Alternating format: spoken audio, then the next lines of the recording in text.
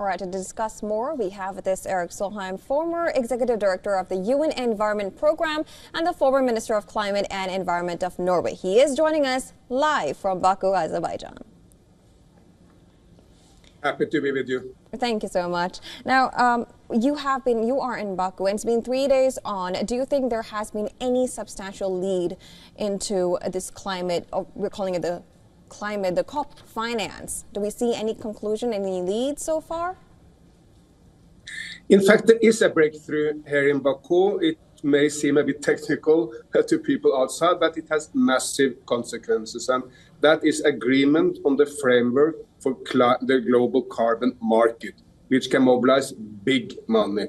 In India, for example, you can mobilize money for the wonderful natural farming in Andhra Pradesh, for the management of mangroves in Tamil Nadu, for tree planting in Madhya Pradesh, for the overall fantastic green developments in Gujarat.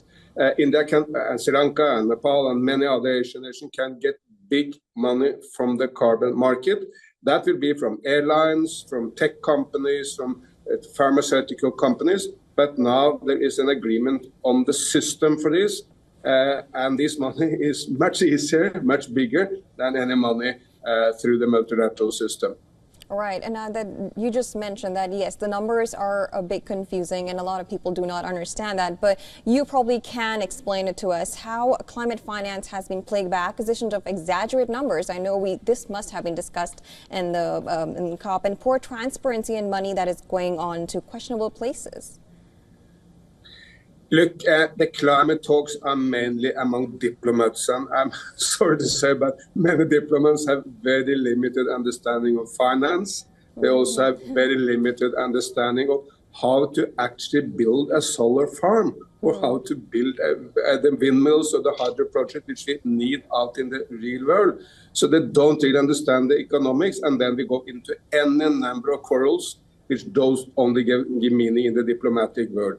If you look to the real world, the world of politics, the world of economics, a lot is happening. Look, the state of Gujarat in India has an ambition of 100 gigawatts of renewable solar and wind, and they're well on the way to establishing this. That's where the change is, not in the talks where diplomats come together and, yes, achieve limited progress. Right, and of course, there's one more topic that has been touched upon as the COP started. Many big leaders have not attended. Now, however, a U.S. delegation is saying that it is preparing to Trump-proof the nuclear expansion plans at COP29. Are the plans really possible, given that the U.S. president's stance on climate?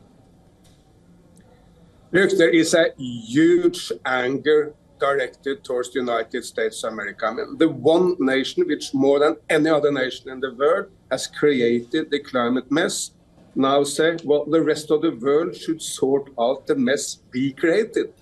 You listen to Prime Minister Yunus from Bangladesh. I mean, he said this very, very clearly, and that anger, I think, is felt by Europe, by India, by China, by all the developing world. How come the one nation, which more than anyone created the problem, are now leaving to the rest of the world to sort it out? I mean, U.S. emissions per capita up to today are 8 times the Chinese, 25 times Indian, and even bigger discrepancy if you compare to small island development states or to Africa. So we need the U.S.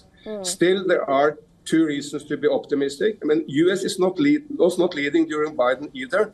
It's China, which is now the indispensable nation for the green transformation. 60% of all green developments are now coming in China alone.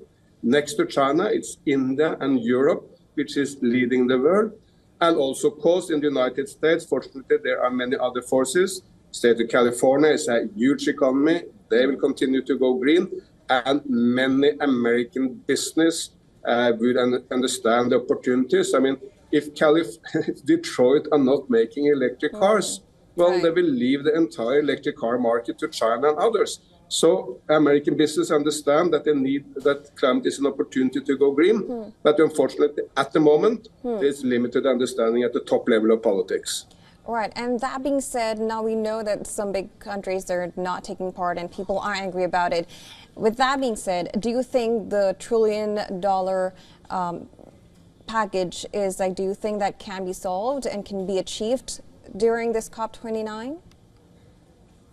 I think it'd be very difficult to get other nations to pay a big in the diplomatic on the diplomatic arena when the United States will not do that.